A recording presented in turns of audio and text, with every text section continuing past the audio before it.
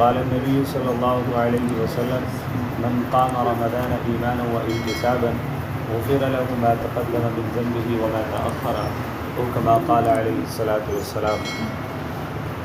میرے نہایت واجب الاحترام بزرگوں اور مسلک اہل سنت والجماعت سے تعلق رکھنے والے غیور نوجوان ساتھیوں، الحمدللہ ہمارے لیے بڑی سعادت اور خوش قسمتی کی بات ہے کہ تراویح کی نماز میں قرآن کریم مکمل ہوا۔ یہ ہمارے اوپر اللہ تعالیٰ کا فضل ہے، اللہ تعالیٰ کا احسان ہے۔ بزرگ فرماتے ہیں ڈاکٹر عبدالحی صاحب، وہ یوں کہا کرتے تھے کہ جب بھی بندہ کوئی نیک کام کرے تو دو عمل ضرور کرے۔ نمبر 1 اللہ تعالیٰ کا شکریہ ادا کرے، اور نمبر 2 اللہ تعالیٰ سے توبہ اور استغفار کرے۔ شکریہ تو اس لیے ادا کرے کہ ربا تیرا کرم ہوا کہ تو نے تراویح کی نماز کی توفیق عطا فرما دی، رمضان مبارک کا مہینہ عطا فرما دیا، اور استغفار اس لیے ادا کرے کہ ربا جیسا پڑھنا چاہیے تھا ویسا نہیں پڑھ سکے، جس عظمت کے ساتھ سننا چاہیے تھا اس عظمت سے نہیں سن سکے، اے مولا جو اس میں غلطی کوتاہی ہو گئی ہو تو اس کو معاف فرما۔ تو رمضان المبارک کے مہینے میں یہ جو قرآن کریم کا دور ہوتا ہے، یہ قرآن کریم میں تراویح میں سنانا ہوتا ہے۔ اللہ کے نبی حضرت جناب رسول اللہ صلی اللہ علیہ وسلم کے پاس حضرت جبرائیل علیہ السلام رمضان المبارک کے مہینے میں آتے تھے اور نبی علیہ السلام کو قرآن کریم سنایا کرتے تھے۔ ایسے ہی کبھی کبھی ایسا ہوتا تھا کہ حضور علیہ السلام حضرت جبرائیل علیہ السلام کو قرآن کریم سنایا کرتے تھے۔ تو یہ قرآن کریم کو رمضان المبارک کے ساتھ میں خاص مناسبت، اللہ قرآن میں بھی کہتا ہے، میں نے آیت پڑھی شہر رمضان الذی انزل فیہ القرآن، کہ ہم نے قرآن کریم کو رمضان المبارک کے مہینے میں نازل فرمایا۔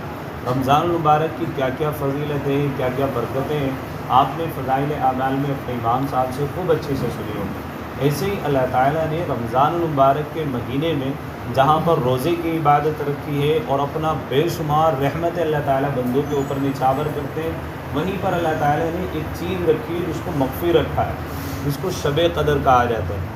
اس کے بارے میں بھی اللہ تعالیٰ یوں کہتا ہے انا انزلناہ فی لیلۃ القدر، کہ ہم نے قرآن کریم کو لیلۃ القدر میں نازل کیا۔ تو اب آپ اندازہ لگائیں کہ قرآن کریم رمضان میں بھی اتر رہا ہے، قرآن کریم کو اللہ تعالیٰ اس کو ساتھ میں لیلۃ القدر کو بھی خاص کر کے جوڑ رہے ہیں کہ ہم نے رمضان المبارک میں بھی قرآن نازل فرمایا اور لیلۃ القدر جیسی مبارک رات میں بھی قرآن کریم نازل فرمایا۔ اب اس کی عظمت کا آپ اندازہ یہیں سے لگا سکتے ہیں کہ قرآن کریم کتنی عظمت والا ہے، کتنی شان والا ہے۔ حدیث شریف میں آتا ہے اللہ کے نبی حضرت جناب رسول اللہ صلی اللہ علیہ وسلم نے فرمایا اللہم ارفع، کہ یہ قرآن کریم قوموں کو بلندی پر لے جانے کے لیے، قوموں کے عروج کے لیے، قوموں کو تقویت کے لیے، قوم کو سربلندی اور سرخروئی کے لیے۔ لیکن علمان والحفیظ آج اس قرآن کریم کو پڑھنا، اس قرآن کریم کو سمجھنا ہم لوگوں نے چھوڑ دیا، اور پھر اس قرآن کریم کو جو پڑھ رہے ہیں، سنا رہے ہیں، اللہ اکبر، ان کے اوپر پھر طعن و تشنیع کی جا رہی ہے اور بہت زیادہ فقطیہ کسی جاتی ہے۔ اس قرآن کریم کی عظمت کو ہی نہیں سمجھا، اس قرآن کریم کی کتابی کو نہیں سمجھا۔ سب سے پسے پشت آج کے زمانے میں اگر کوئی کتاب مسلمانوں نے ڈالی ہوئی ہے وہ قرآن کریم ہے۔ ہر بندہ کوئی بخاری کا حوالہ دے رہا ہے، کوئی کہیں کا حوالہ دے رہا ہے، کوئی کہیں کا حوالہ دے رہا ہے، لیکن جو چیز اصول جو اللہ تعالیٰ نے ہمیں عطا فرمائی تھی قرآن کریم، اس سے مسلمانوں کو دور کا بھی رشتہ نہیں رہا ہے۔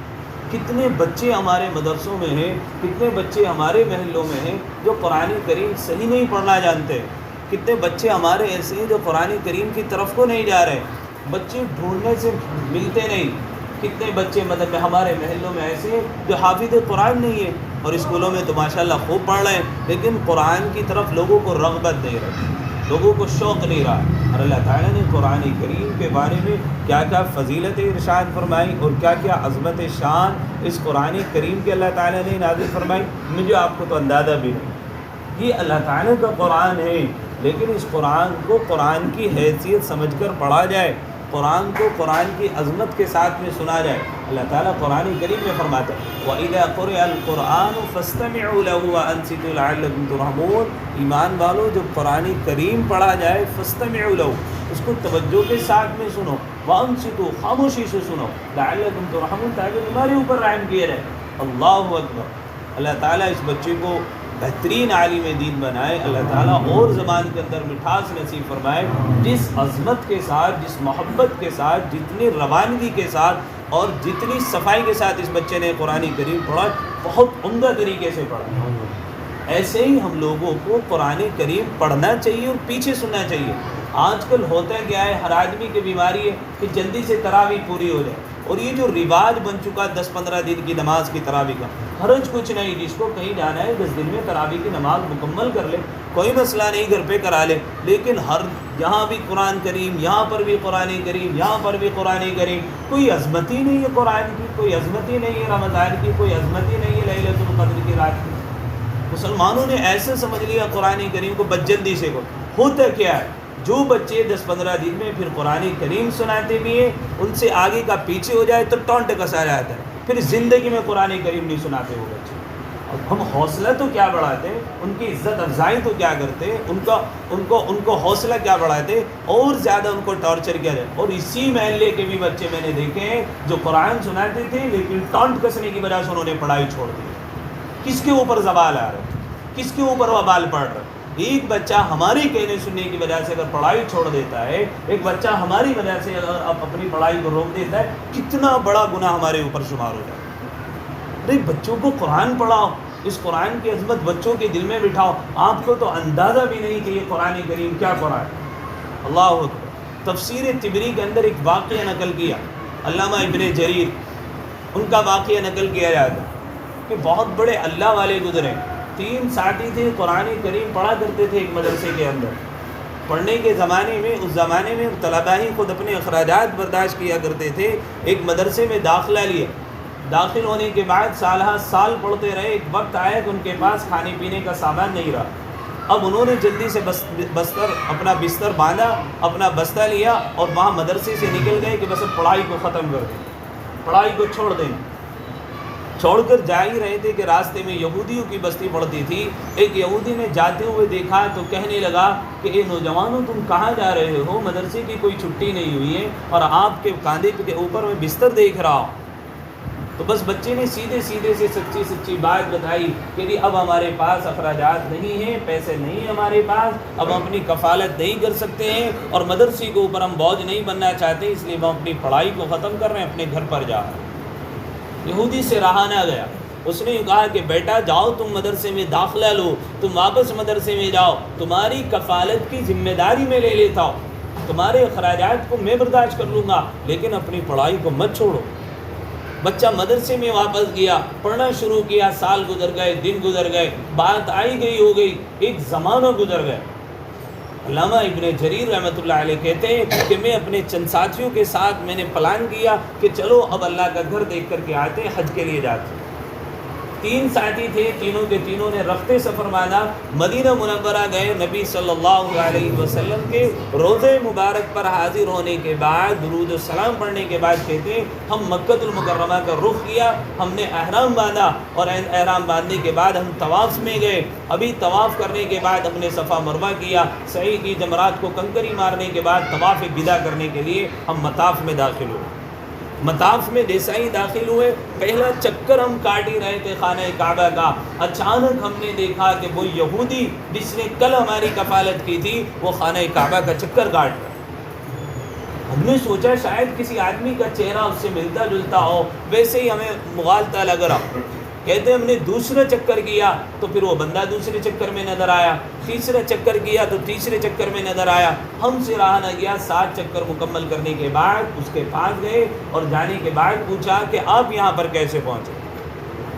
اللہ اکبر۔ اس یہودی نے یوں کہا کہ جب میں آپ کی کفالت کر کے اپنے گھر پر آیا، میں نے تورات کے اندر پڑھا تھا کہ بہترین کفالت، بہترین صدقہ اللہ والوں پر خرچ کر دینا ہے، تعلیم کے اوپر خرچ کر دینا ہے۔ اس لیے جب میں نے آپ کے اوپر خرچ کیا، میں گھر پر آیا، میں نے آ کر کے دیکھا کہ اللہ کے نبی حضرت جناب رسول اللہ صلی اللہ علیہ وسلم خام میں آ کر مجھے ایمان کی بشارت دے کر کے گئے۔ میں صبح کو بیدار ہوا، پریشان تھا، میں بیوی کے پاس گیا، اپنا خواب بیان کیا کہ میں نے رات کو خواب میں دیکھا حضور علیہ الصلاۃ والسلام نے مجھے خواب میں ایمان کی بشارت عطا فرمائی ہے. تو اس کی بیوی نے یوں کہا کہ جو خواب آپ نے رات دیکھا یہی خواب رات میں نے بھی دیکھا کہ حضور علیہ الصلاۃ والسلام میرے بھی خواب میں آئے تھے اور مجھے ایمان کی بشارت ہے. اس کے بعد اپنی اولاد کے بعد گئے، وہ کہتے ہیں میری 18 اولاد تھی، میں باری باری سب کے پاس گیا، سب سے اپنے خواب کو بیان کیا. جب ہم نے خواب بیان کیا تو بیٹوں نے کہا کہ والد صاحب آپ تو ابھی تک اس خواب کے بارے میں سوچ رہے ہیں، ہم نے بھی یہ رات میں خواب دیکھا ہے اور ہم نے تو اسی وقت تہیہ کر لیا تھا کہ اشہد ان لا الہ الا اللہ و اشہد ان محمد رسول اللہ. ہم سارے کے سارے گھرانے نے کلمہ پڑھا اور آج ہم حج بیت اللہ کے لیے صرف محبت رکھنے کی بنا پر، کفالت کرنے کی بنا پر ایک یہودی کو اللہ تبارک و تعالیٰ ایمان کی توفیق عطا فرما سکتے ہیں. ہم تو پہلے سے اہل ایمان ہیں. اگر قرآن کی ساتھ عظمت ہوئی، قرآن سے تعلق ہوا، پھر اللہ تعالیٰ کیا کچھ نہیں عطا فرمائے. اللہ نے قرآن کریم کے 7ویں پارے میں وَإِذَا سَمِعُوا مَا أُنزِلَ إِلَى الرَّسُولِ تَرَىٰ أَعْيُنَهُمْ تَفِيضُ مِنَ الدَّمْعِ مِمَّا عَرَفُوا مِنَ الْحَقِّ. نجاشی بادشاہ کا تذکرہ کیا. حبشہ کے رہنے والا ایک بادشاہ تھا. جب مسلمان ادھر ہجرت کر کے گئے، لوگوں نے کہا کہ یہ ملک کے بھگوڑے لوگ ہیں، اپنے ملک سے چھوڑ کر تمہارے ملک میں آئے ہوئے ہیں اور تمہارے مذہب کے بارے میں بہت برا بھلا کہتے ہیں. بہت پرانی باتیں آج بھی لوگوں کو کہا جاتا ہے مسلمانوں کو کہ یہ مذہب کے بارے میں بہت برا بھلا کہتے ہیں. یہ ڈائیلاگ سب پرانے ہیں، ان کے نیا کچھ نہیں. میں بار بار کہتا ہوں متاثر مت ہوا کریں ان جملوں سے جو آج کل سوشل میڈیا کے ذریعے اور ان اغیار کی طرف سے مسلمانوں کے لیے، یہ سب پرانے کھیل ہیں.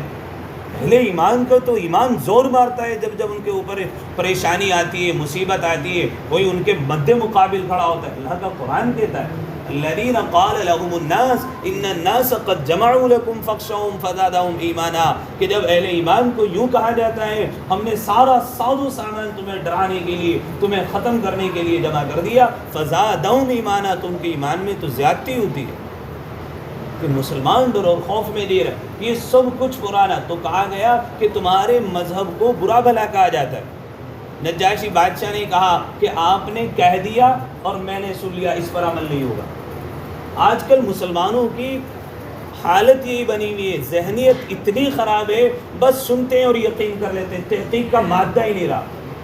غلط فہمیاں اتنی ہیں لوگوں کے آپس میں دل میں کہ خاندان کے خاندان ٹوٹے پڑے ایک ذرا سی بات کے اوپر. ذرا سی سنیے کہاں بس ایسے ہی ہوگی. تحقیق کا کوئی مادہ نہیں ہے لوگوں کے بارے کہ ذرا سی اس بات کی جو مسئلہ چلا ہوا ہے، جو پریشانی چلی ہوئی، اس کی تحقیق تو کر لیں. صحیح مسئلہ کیا ہے؟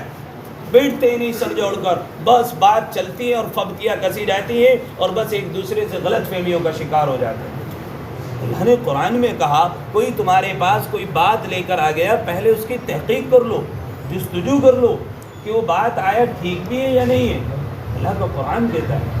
لیکن اللہ معاف فرمائے مسلمانوں کے درمیان اتنی خلیج اور اس قدر مسلمانوں کے درمیان میں تکرار ہے کہ بات کو سنتے ہیں اور بتنگڑ بنا دیتے ہیں. میں بارہا اپنی مسجد میں بھی کہتا ہوں، ڈیمو کر کے بھی دکھایا کہ ایک بات یہاں سے چلتی ہے وہاں تک جانے کے تک وہ ختم ہو جاتی ہے، بہت غلط ہو جاتی ہے. میرے پاس موقع نہیں، وقت بھی اتنا نہیں ہے کہ میں تمہیں کر کے دکھاؤں. پھر کسی موقع پر دکھاؤں گا انشاءاللہ العزیز کہ بات جب چلتی ہے ہوتی کیا ہے اور وہاں تک پہنچنے میں بات کیا ہو جاتی ہے. اس لیے میرے بھائی بزرگ اور دوستو، بات کی پہلے بندہ تحقیق کر لے. وہ نجاشی بادشاہ ہے، عیسائی بادشاہ ہے، اس نے یوں نہیں کہا کہ تم جو بات کہہ رہے ہو بالکل ٹھیک ہے. کہا کہ جب تک مسلمانوں سے بات معلوم نہیں کر لوں گا تب تک تمہارے حوالے نہیں کروں گا. عیسائی بادشاہ کہہ رہے. مسلمانوں کو بلایا گیا. بلانے کے بعد جعفر ابن طیار سے کہا گیا تم عیسیٰ ابن مریم کے بارے میں کیا کہتے ہو؟ حضرت جعفر ابن طیار نے یوں کہا جو ہمارے رسول کہتے ہیں وہی ہم بھی کہتے ہیں کہ کیا کہتے ہو؟ کہ اللہ تعالیٰ کا قرآن جو کہتا ہے ہم بھی وہی کہتے ہیں. تو حضرت جعفر ابن طیار نے جب قرآن پڑھا، اللہ تعالیٰ نے اس کی نجاشی کی جو کیفیت قرآن کو سننے کے بعد ہوئی قرآن میں بیان کیا. وَإِذَا سَمِعُوا مَا أُنزِلَ إِلَى الرَّسُولِ تَرَىٰ أَعْيُنَهُمْ تَفِيضُ مِنَ الدَّمْعِ مِمَّا عَرَفُوا مِنَ الْحَقِّ، کہ جب سنا نجاشی نے قرآن کو مَا أُنزِلَ إِلَيْكَ مِن رَبِّكَ، جو کہ نازل کیا گیا آپ کے رب کی طرف سے، تَرَىٰ أَعْيُنَهُمْ، اس کی آنکھوں سے آنسو چھلک پڑے. تفیض من الدم مما عرفوا من الحق، حق بات کو پہچان گیا، یقین لے آیا، ایمان لے آیا اور اقرار کر لیا واقعتاً اللہ تبارک و تعالیٰ کی ذات یکتائی کے ساتھ میں وہ اکیلا ہے، کلمہ پڑھا مسلمان ہو گیا۔ اللہ کے نبی حضرت جناب رسول اللہ صلی اللہ علیہ وسلم نے کسی کی غائبانہ جنازے کی نماز نہیں پڑھی ہے تو نجاشی بادشاہ کی نماز جنازہ پڑھی۔ کس کی بنا پر؟ اس قرآن کریم کی عظمت کی بنا پر، اس قرآن کریم سے تعلق کی بنا پر۔ ہمیں تو اندازہ نہیں کہ یہ قرآن کریم کیا چیز ہے۔ اللہ کے نبی حضرت جناب رسول اللہ صلی اللہ علیہ وسلم کے صحابہ کے پاس اگر کوئی کتاب تھی تو وہ ایک کتاب تھی جو قرآن کریم ہے، اسی کو پڑھتے تھے، اسی کو سمجھتے تھے۔ اللہ تبارک و تعالیٰ نے ان کو فلاح اور بہبودی سے کامیاب کر رکھا، بہترین سلطنتیں تھی، بہترین طاقت تھی، بہترین قوت تھی، اور بلند تو اس قرآن کو پڑھتے ہی نہیں، پھر اس قرآن کو سمجھنے کی بھی مسلمان آج کے زمانے میں کوشش نہیں کر رہا ہے۔ اور علامان ولا فیر، اگر کوئی سمجھانے کی کوشش کر رہا ہے، وہ ایسے لوگ ہمارے درمیان میں موجود ہیں، آ چکے ہیں، جو اس قرآن کی الٹی سیدھی تشریحات کر کے، تفسیریں کر کے سمجھانے کی کوشش کر رہے ہیں، اور نوجوان طبقہ بڑے اچھے سے ان سے متاثر ہے۔ مرزا محمد علی انجینئر کو سنا جا رہا ہے، غامدی صاحب کو سنا جا رہا ہے، اور نہ جانے یوٹیوب کے اوپر کتنے لوگ آ گئے ہیں کہ جو قرآن کی تشریحات نہ ان کو یوں پتا کہ بسم اللہ الرحمن الرحیم میں شروع کا ترجمہ کہے گا ہو رہا ہے، وہ بیٹھ کر یوٹیوب کے اوپر تقریریں کر رہے ہیں، تفسیریں کر رہے ہیں، ان کو نوجوان سن بھی رہا ہے، اسٹیٹس پہ بھی لگا رہا ہے۔ کہاں جائے کہ قرآن کے لیے وقت نکالو، سمجھو، اس کی کوئی تیاری نہیں۔ اس لیے میرے بھائی بزرگوں دوستو، یہ قرآن کریم جو کتاب اللہ تبارک و تعالیٰ نے ہمیں دی ہے، ہم سب کی ذمہ داری بنتی ہے اس قرآن کریم کو سیکھیں، اس قرآن کریم کو اپنے بچے کو پڑھائیں۔ بس ایک بات بتا کر اپنی بات ختم کریں۔ کوئی ایک زمانہ ہوا کرتا تھا، مسلمانوں کو اس قرآن سے اتنی دلچسپی تھی، اتنا تعلق تھا کہ مائیں اپنے بچوں کو کئی سال تک اپنے سے ودا کر دیا کرتی تھی۔ بایزید بستامی رحمۃ اللہ علیہ بہت بڑے اللہ والے گزرے، بہت بڑے اللہ والے۔ والدہ کے ذہن میں خیال آیا، کمیونسٹ کا زمانہ تھا، لوگ رسول اللہ پر، اللہ کے اوپر اعتراضات کرتے تھے۔ ماں نے سوچ لیا کہ اگر آج میں نے اپنے بچے کو نہ پڑھایا تو قرآن کریم کے اوپر، اسلام کے اوپر، مسلمانوں کے اوپر جتنے فتنے ہو رہے ہیں اور اعتراضات کیے جا رہے ہیں، کہیں ایسا نہ ہو کر اللہ کے نبی گریبان پکڑ کے یوں کہہ دے کہ تم مائیں تم زندہ تھی اور تمہارے بیٹے زندہ تھے، تم نے کیا کارنامہ انجام۔ مجھے یہ بتاؤ، آج کیا قرآن کے اوپر اعتراضات نہیں ہیں؟ کیا اسلام کے اوپر اعتراضات نہیں ہیں؟ کیا ایمان کے اوپر اعتراضات نہیں ہیں؟ کیا اللہ کو برا بھلا نہیں کہا جا رہا؟ کیا رسول اللہ کی شان میں گستاخی نہیں ہو رہی؟ کبھی جو رینگتی ہے ہمارے اوپر کے جا کر کے دیکھیں کہ قرآن میں اللہ نے کیا فرمان دیا ہے۔ اور بس اگر کہا جاتا ہے جو قرآن پڑھنے والے ہیں، قرآن سمجھنے والے ہیں، بس اگر یہی لوگ ہیں جو اس کا جواب دے سکتے ہیں، بتاؤ تمہارے پاس جواب ہے کیا؟ 3 طلاق کا مسئلہ زور و شور سے ملک کے اندر چلایا گیا، کسی کو پتہ ہی نہیں تھا کہ 3 طلاق کا مسئلہ کیا ہے۔ آج بھی بہت سارے بیٹھے ہیں، پتہ ہی نہیں صحیح مسئلہ کیا ہے۔ پردے کا مسئلہ ملک کے اندر بڑی تیزی سے شور و شور جو زوروں پر چلا، پتہ ہے کسی کو نہیں پتا۔ کہاں اللہ نے قرآن میں پردے کا حکم دیا، کہاں اللہ نے پردے کا حکم نازل کیا، پوچھنے کی کسی نے کوشش ہی نہیں کی جی آیا بھی یا نہیں آیا۔ اور پھر مسلمانوں کے ایسے ڈائیلاگ بول کر دبایا جاتا ہے کہ مسلمان عورتوں کو پردے کی وجہ سے قید کیا ہوا ہے۔ یہ تو کچھ ہو رہا ہے، لیکن کیا ہماری قربانی ہے؟ کیا ہمارے اندر وہ جذبہ ہے؟ دین صرف اس چیز کا نام نہیں کہ خالصتاً میں نے نماز پڑھ لی اور جو کچھ ہو رہا ہے میں اس کو آنکھیں بند کر کے دیکھتا ہوں، نہیں۔ جد و جہد چاہتا ہے اسلام غلبہ چاہتا ہے، ایمان والے غلبہ چاہتے ہیں، اسلام قوت کے ساتھ میں ہوتا ہے جہاں پر بھی ہوتا ہے۔ مسلمان انتہائی درجے کا بزدل، انتہائی درجے مغلوب، اپنوں ہی سے مغلوب ہو رہا ہے، حق بات کہنے کو تیار نہیں۔ اور تو بہت دور کی بات، ہر زمانے میں اسلام غلبہ چاہتا ہے۔ اللہ کے نبی علیہ الصلوۃ والسلام کی حدیث ہے، اللہ نے قرآن میں کہا الیوم اکملت لکم دینکم واتممت علیکم نعمتی ورضیت لکم الاسلام دینا۔ اللہ تعالیٰ صرف دین اسلام اس مذہب سے راضی ہے، کسی اور مذہب سے راضی نہیں ہے۔ ہم چاہتے نہیں اسلام کا غلبہ ہو، ہم چاہتے نہیں مسلمانوں کا غلبہ ہو، بس پستی کے پستی میں چلے جا رہے ہیں، نہ نکلنے کی فکر ہے، نہ سوچنے کی طاقت ہے، نہ کوئی پلاننگ ہے، نہ کوئی منصوبہ ہے۔ پڑھائیں گے قرآن کو، سمجھائیں گے، اللہ قرآن میں کہہ رہا ہے بھائی وَمَا كَرُوا مَا كَرَ اللَّهُ وَاللَّهُ خَيْرُ الْمَاكِرِينَ کہ یہ مکر کر رہے ہیں، یہ فریب کریں گے تمہارے خلاف، وَاللَّهُ خَيْرُ الْمَاكِرِينَ اللہ ان کے خلاف مکر کرے گا۔ اللہ تو مکر کرے، اللہ تو فریب کرے، اللہ تو ان کے منصوبوں کو فیل کرے، اور مسلمان بس یوں کر کے بیٹھ جائے اللہ میاں کرے گا، میں نے تو کوئی بھی منصوبہ نہیں بنانا ہے، میں نے تو کوئی بھی پلاننگ نہیں کرنی، میں نے تو کوئی بھی جدوجہد نہیں کرنی۔ آج آپ دیکھو وہ لوگ کس طریقے سے قوموں کے اوپر غالب ہیں، وہ کام کرنے کو تیار نہیں، صرف پانی پلانے کی بنا پر، صرف صفائی کی بنا پر، صرف کھانا کھلانے کی بنا پر آج پوری دنیا کے اندر سکھ قوم جانی جاتی ہے، بس میں سوار ہوتا ہے تو پہچانا جاتا ہے کہ یہ سکھ جا رہا ہے۔ مسلمان کی پہچان ہوتی ہے گاڑی کے اندر، ارے داڑیاں نہیں ہمارے چہروں پر، لباس نہیں شرعی ہمارا، کہاں سے غلبہ مسلمانوں کا ہو جائے گا؟ سکھ جہاں پر بھی رہتا ہے اپنی داڑھی نہیں چھوڑتا، اپنی پگڑی نہیں چھوڑتا، اپنی دستار نہیں چھوڑتا۔ کیا ہے پوری دنیا کے اندر جو لوگ ان کو اچھا کہتے ہیں؟ ہر مسجد کے باہر ان کے ہر گرجا گھر کے باہر، ہر آپ جو ہے ان کے اس کے باہر دیکھیں گے تو لنگر چل رہا ہے، کھانا کھلا رہا ہے۔ مسلمانوں کی تو مسجد کے باہر ٹنکی اچھی نہیں لگی ہوئی ہوتی کہ مسافر چلتا ہوا پانی پی لے۔ اسی وجہ سے تو وہ جیت رہے ہیں، اسی وجہ سے تو لوگ ان سے محبت کر رہے ہیں۔ کتنی خرابیاں مسلمانوں کے اندر ہیں، کوئی ایک آدھ آدمی کام اس طرح کا شروع کرتا ہے تو ٹانگ کھچائے مسلمانوں کی طرف سے شروع ہو جا رہے ہیں۔ پتہ نہیں مسلمانوں کو ہو کیا گیا، کر کیا رہے ہیں، کچھ کرنے کا تیاری نہیں۔ ارے آپ جس شاملی کے اندر بیٹھے ہوئے ہیں، آپ کے علماء تھے، آپ کی شاملی کے لوگ تھے جنہوں نے غلبہ کیا تھا 1857 کا پہلے بگل شاملی کے اندر سے بجا تھا۔ اور آج کیا ہو رہا ہے؟ صرف یہ کہنا کہ ہمارے آبا و اجداد ایسے تھے، ہمارے آبا و اجداد نے کیا، اس سے کام نہیں چلا کرتا۔ ایک آدمی کہتا پھر رہا تھا کہ پیدم سلطان بود، میرا باپ سلطان تھا، بادشاہ تھا، لوگوں نے پوچھا کہ تو بتا کہ کیا ہے۔ یہ کافی نہیں مسلمانوں کے لیے کہ بس اپنی ماضی کی تاریخ جو روشن تھی اس کو یاد کیا، مستقبل میں ہمارا منصوبہ کیا ہے؟ ارے بیٹیاں گھروں سے باہر نکل کر غیروں کے ساتھ جا رہی، آپ کو تو اندازہ بھی نہیں۔ یہی شاملی کی رپورٹ یہ ہے کہ مسلم نوجوان بچی ایک غیر مسلم کے ساتھ میں بھاگی، صرف اس بنا پر کہ گھر میں کھانے کے لیے دودھ میں ڈالنے کے لیے پتی نہیں تھی چائے کے لیے۔ آپ کو معلوم ہے کیا وجہ ہے کہ مسلمان عورت جو اپنے گھر سے نکلنے کے بعد اپنے جسم فروشی کر رہی ہے، کبھی جاننے کی کوشش کی کہ اس کے گھر میں راشن تھا یا نہیں تھا؟ کبھی جاننے کی کوشش کی کہ کہیں اس نے پیٹھی کی خاطر اپنے جسم کی تو نمائش نہیں کی ہے؟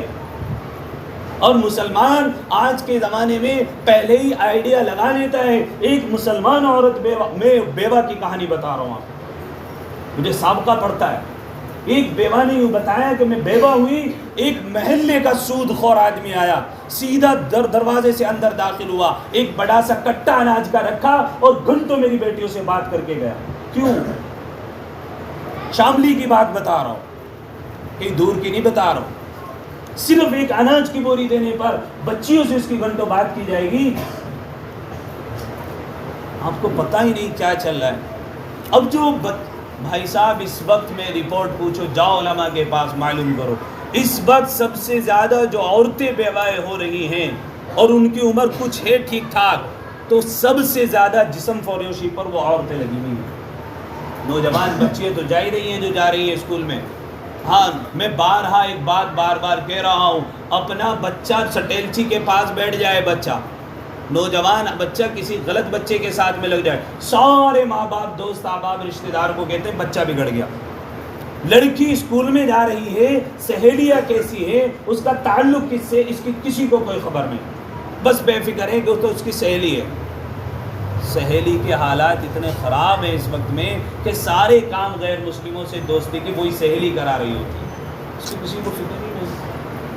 تو میرے بھائی بزرگوں اور دوستوں، آج یہ قرآن کریم جو مکمل ہوا ہے، اس قرآن کریم کو جس عظمت کے ساتھ آپ نے سنا ہے، اللہ تعالیٰ قبول فرمائے۔ یہ تمام کی تمام باتیں اس لیے کہہ رہا ہوں، اللہ نے قرآن میں ساری چیزوں کا حل بتایا ہے، ان کو تلاش کریں اور مستقبل میں اپنا منصوبہ بنائیں کہ ہم لوگوں نے کیا کرنا تھا، کتنے ہم پیچھے چلے گئے ہیں۔ اس قرآن کریم کو عظمت کے ساتھ پڑھیں اور عظمت کے ساتھ میں سمجھنے کی کوشش کریں۔ پھر عمل کرنے کی کوشش کریں. ماشاءاللہ قابل مبارکباد ہے, مجھے رپورٹ ملتی رہی, ماشاءاللہ آپ لوگوں سے سنتا بھی رہا کہ اس بچے نے قرآن کریم سنایا بہت عمدہ طریقے سے. اللہ تعالیٰ اور زیادہ قوت عطا فرمائے, اللہ تعالیٰ اس بچے کے حوصلوں کو بڑھائے. اچھا پھر ایک ستم بالا ہے, ستم قرآن کریم پڑھنے پڑھانے والے لوگوں پر جو یہ قوم کرتی ہے اور پھر طنز کرتی ہے, فبتیاں کستی. امام صاحب کی تنخواہ کتنی مسجد کی؟ متولی صاحب کون ہے؟ آپ ہی حاضری نہیں کون ہے؟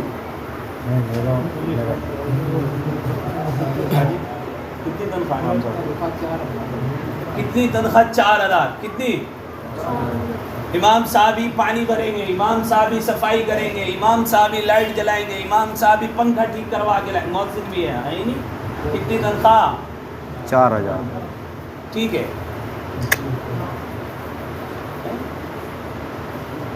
یہ میں یوں کہتا ہوں, ممبر و محراب حضرت تھانوی نے بہت پہلے کہی تھی, سنے پڑ جائیں گے, اب بات کہنے والا کوئی نہیں رہے گا.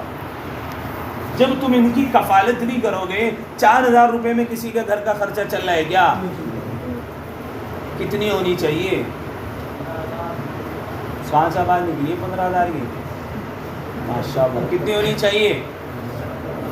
15000. کتنی؟ امام صاحب کتنے دنوں سے کر رہے ہیں؟ اچھا آپ کہیں پر نوکری کرتے ہیں, میں یہ بات ویسے نہیں کہتا کیونکہ بعض لوگ پھر جا کے مسئلے پوچھتے ہیں اور پھر الٹے سیدھے پوچھتے ہیں, الٹا سیدھا پھر وہ جو پوچھو گے وہی بتائے گا بندہ تو سامنے والا ہے. 300 سے شروع ہوئی تھی, 4000 ہے 20 سال میں. سوچنے کی بات ہے بھائی, ہنسنے کی بات. 10,000 روپے کم سے کم ہونی چاہیے آپ کو. کتنی تنخواہ ہے؟ اچھا 4000 ٹھیک لگ رہی کیا آپ نے؟ نہیں ٹھیک لگ رہی ہو تو بھائی ٹھیک ہے, تو ہماری بھی تھوڑا سا گھٹوا دی. ہاں اور کیا. قرآن پڑھنے والے لوگوں کی تنخواہ اتنی, پھر فبتیاں بھی اتنی کہ کچھ کرتے ہی نہیں امام لوگ. تو حق بات کہنے والا جب آدمی تنگ دست ہوتا ہے نا, مالدار کے سامنے بول نہیں پاتا. سمجھ میں آئی بات؟ تو بھائی کتنی ہونی چاہیے؟ 4000 تو ہے, 10,000 تو ہونی چاہیے, نہیں ہونی چاہیے؟ تو یوں تو ہونی نہیں, یوں نہیں ہونی. کس طرح ہوگی امام صاحب کی تنخواہ؟ مسجد بھی تو غریب ہے, مسجد بھی غریب ہے. دکانوں کو کرایہ, دکان ہے اس کی 2-3 دکانیں ماشاءاللہ, 2-3 دکانیں. کیا اس محلے میں جو مارکیٹ کے بھی لوگ ہیں, محلے والے بھی جو لوگ ہیں, کیا وہ کھڑے ہو کے یوں نہیں لکھوا؟ ماشاءاللہ ہماری مسجد کا نظام بنا ہوا ہے, اللہ تعالیٰ جزائے خیر دے ہماری مسجد کے محلے کے لوگوں کو. بہت اچھا سسٹم بنا ہوا ہے. 200 روپے کا مسئلہ نہیں, آمدنی کا مسئلہ نہیں ہے اتنا بڑا. ان کا مسئلہ ہے 200 روپے ماہانہ دینے کا تنخواہ کا. وہ آمدنی کا سسٹم تو بڑی مسجد ہے تو کام کاج بہت ہوتا رہتا ہے. آمدنی کا تو 200 روپے ماہانہ طے کیے میں, انہوں نے کہا 200 روپے ہم دیا کریں گے. ان میں سے جنہوں نے بخوشی لکھوائے وہ دیتے ہیں, جو نہیں بھی دیتے بعض مرتبہ وہ 4 میں ایک نوجوان ابھی آیا کئی مہینے کے بعد, کہنے لگے جی میرے پاس تو کتنے مہینے ہو رہے جی بتاؤ دے. وہ بڑا پریشان سا تھا. جب نظام بنائے تو بن جاتا ہے.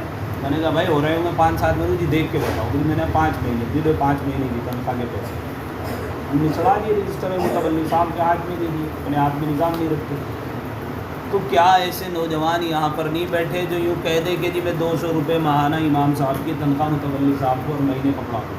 بتاؤ بھائی کھڑے ہو گئے کتنے سلمان بھائی؟ 200 روپے سلمان بھائی کے. امام صاحب نام لکھو ان کے بھائیوں کی تنخواہ. اچھا کتنی بڑھاوے بھائی؟ تم تو گمسمس ہو گئے, سوچ رہے کہ دکھ ہمارے میں پڑ گیا. انہوں نے بھائی نے 15,000 کہی تھی اور یہاں 4,000 تنخواہ ہے. میرے حساب سے 10 تو دیکھو ہونی چاہیے. 10 کر دیں بھائی, کریں گے نا انشاءاللہ. یہاں جتنے مقتدی سارے مل کے ہر مہینے 10,000 پوری کریں گے انشاءاللہ. کریں گے نا انشاءاللہ. اللہ عمل کی لکھو بھائی ان کے نام لکھو.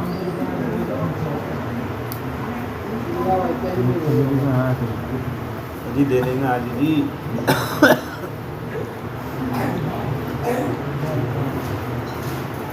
میں ابھی ایک جگہ تھا, لوگ کی طرف کی بات بتا.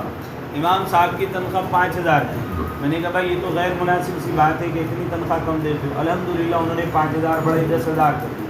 کل ایک جگہ تھا 8,500 تنخواہ دی, 12,000 کر دی انہوں نے الحمدللہ. اور بہت اچھی خدمت اپنی مسجد کے امام صاحب سنانے والے کی.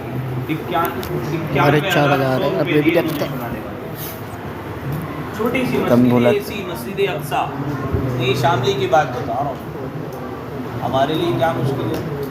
अगर हमने कफालत कर दी, जब एक यहूदी को अल्लाह ईमान की तौफीक देकर खाने काबा में बुला सकता है, मैं आप तो ईमान वाले हैं तो अल्लाह ताला हमें क्या कुछ अता नहीं करेगा। दो के नाम आए भाई, और बताओ। ज़की 200 रुपये, इनका भी लिखो, उनका भाई का नाम बताएं। नाम इंतज़ार भाई, इंतज़ार भाई, ज़की लिखो।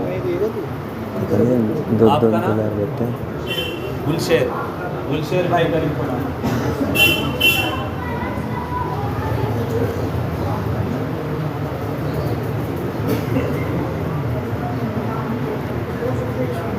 आपके भी तो लिख दूँ आज।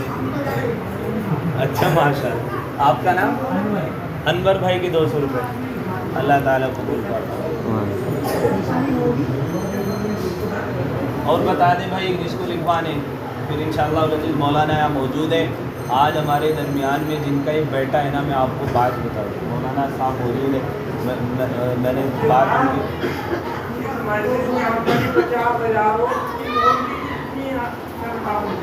अब आप बताएं कितनी होनी चाहिए, मैंने तो अभी इन्हीं से पूछी, तुम बताओ। नहीं, आप बताओ कितनी होनी चाहिए।